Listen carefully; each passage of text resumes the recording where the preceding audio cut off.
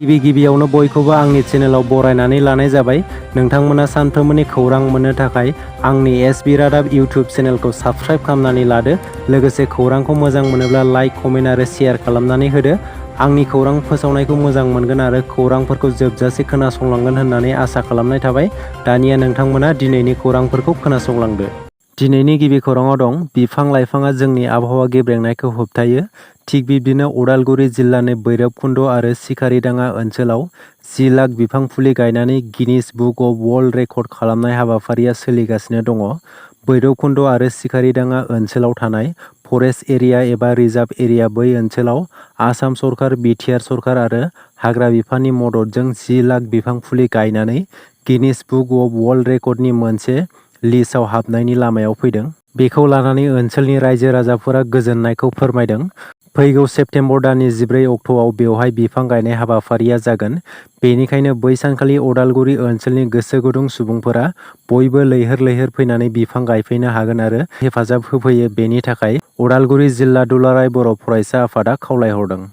गरामारा primary इउपिपिएलनि आफादगिरि अक्षय बसुमतारीखौ गाज्रि रोखोमै गाग्लोबनायखौ मिथिनो मोन्दों। सालबारि बियाबनि सिङाव थानाय गरामारा रुपहि बिसिडिसिनि चेयारमेन आरो मेम्बारफोरा गरामारा प्राइमारि इउपिपिएलनि आफादगिरि अक्षय बसुमतारीखौ गाग्लोबदों। थारैनो एखे दोलोनि मावथियानो दोलोनि सासे दैदेनगिरिखौ गाग्लोबनाय जाथाया सोराङाव फैदों। मख'नो गोनांदि थांनाय समाव गरामारा बिसिडिसिनि मासिगिरि राजेश नार्जारिया समाजारि बेरेखा हाबा मावनायनि थाखाय गरामारा प्राइमारि इउपिपिएलनि आफादगिरि अक्षय बसुमतारीया राजेश नार्जारिखौ बोख्लायनांगौनि दाबि दैखांदोंमोन। बेखौ लानानैनो अक्षय बसुमतारीया दावराव-दावसि जादोंमोन होननानै फोरमायदों।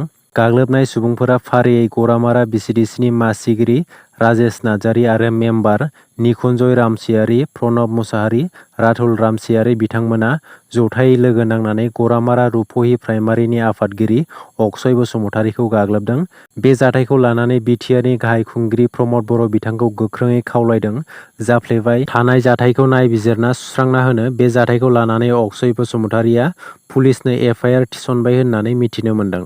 संग्रा गेस सिलिन्डारनि बेसेन बारायनायाव गोबां रायजो राजाफोरानो जेंनायाव गोग्लैनो गोनां जादों। बेखौ नोजोर होनानै खुंथाय गोहोआव फैयोब्ला गेस सिलिन्डारनि बेसेनखौ 500 रां खालामगोन होननानै आसाम कंग्रेस दोलोनि आफादगिरि भुपेन बराया फोरमायनानै होदों।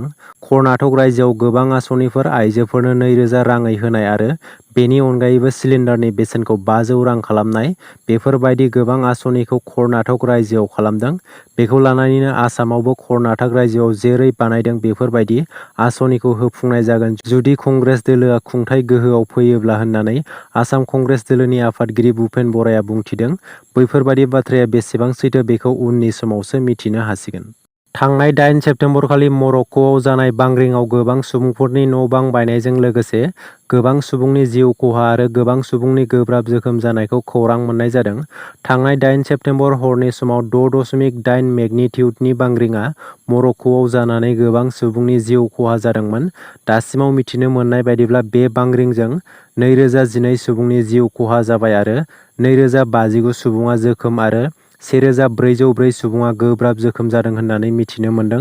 गोबां सुबुंफोरा दासिमबो बिल्डिं आरिजों होसिनजानानै दं आरो बेखौ बोखांनाय हाबाफारिया सोलिगासिनो दं।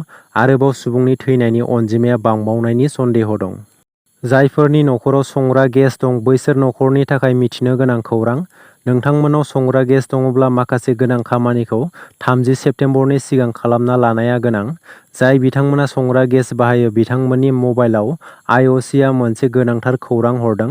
नोंथाङा गावनि आधार कार्डखौ कनजिउमार नम्बरजों थाबैनो लिंक खालामनानै लानो नांगोन। बे लिंक खालामनायखौ गासैबो संग्रा गेस बाहायगिरि बिथांमोना खालामजोबनांगोन। गेसजों सोमोन्दो थानाय गासैबो फोरमान बिलाइफोरखौ नोंथाङा थाबैनो केवाइसि आपडेट होनो नांगोन। क'क्राझार सोरखारि फरायसालिमा एनसिसि हान्जाया खनसेल' बाहायजाग्रा बेसाद जेरै प्लास्टिक बाहायनायनि जोहै क'क्राझार सहराव थानाय क'क्राझार आर.एन.बि सिभिल देहा फाहामसालिनि लांगोनायाव मोनसे फावथिना दिन्थिफुंनाय हाबाफारि लानायनि गेजेरजों प्लास्टिक बाहायनायनि सायाव सांग्रांथि होदों। माहारिनि उदांस्रि दावहायाव गावसोरनि बेसेनगोसा जिउखौ बाउसोमना मुंख्लं जालांनाय बिर जोहोलाव जोहोलावजोफोरखौ गोसोखांनो, सिबिनो आरो मान बावनो थाखाय फैगौ 14 सेप्तेम्बर खालि 35थि मुंख्लं सानखौ महिरंग बावथिनासालि खैराबारियाव खुंफुंनो साखाफारा जादों। बेनिखायनो बै सानाव एनडिएफबिनि गासै एक्स एनडिएफबि वेलफेयार ससाइटि, सिसिबिएआइ of ex NDFB, united forum of ex NDFB आरो मुंख्लं नखरनि सोद्रोमाफोरजों लोगोसे हारि अनफावरि रायजो-राजा, समाज सिबियारि, मेलेमजिबि आरो गौथुमफोरनि दैदेनगिरि सोद्रोमाफोरखौ थिखानाय अक्ट'आव नुजाथिफैनानै हाबाफारिखौ जाफुंसार होफैनो गुरैयै खावलायहरदों बानजाय आफादनिफ्राय। बिटिआर गोजोन गोरोबथाया फिथाइ गोनांमोनब्ला दासिमबो बारग' एनडिएफबिफोरा मानो हालाय-हाफाय जानो गोनां जाखो बे गोख्रों बाथ्राखौ बुंदों बिटिसिनि एमसिएलए प्रेस मोसाहारि बिथाङा।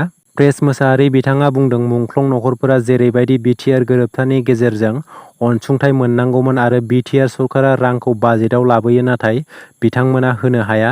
आसाम सरकारा 150 कौटि रां होगोन होननानै बुंदोंमोन नाथाय बेखौ दासिमबो होआखै। बर'फोरनि गेजेराव मोनथाम गोरोबथा जाबाय जेरै बिएसि, बिटिसि आरो बिटिआर। बेफोर गासै हारिनि थाखाय मुंख्लं जानाय सुबुंफोरनि थाखायनो जादों। हारिनि थाखाय मुंख्लं जानाय आरो हारिनि थाखाय नांनानै दायो गोदाव-सोराव जानाय सुबुंखौ मान होनो रोङाब्ला, खालि लेक्सार होग्रा सुबुंफोराल' कौटि रांनि मालिक जायोब्ला अब्ला सोर हारिनि थाखाय नांनो ओंखारगोन? बेफोर गोख्रों बाथ्राखौ बुंदों प्रेस मोसाहारि बिथाङा। जोंनि दैदेनगिरिफोरा जुदि गावनिल' सानो अब्ला रावबो गावनि मोनथायनि थाखाय जुजिनो ओंखारबोनाय नङा।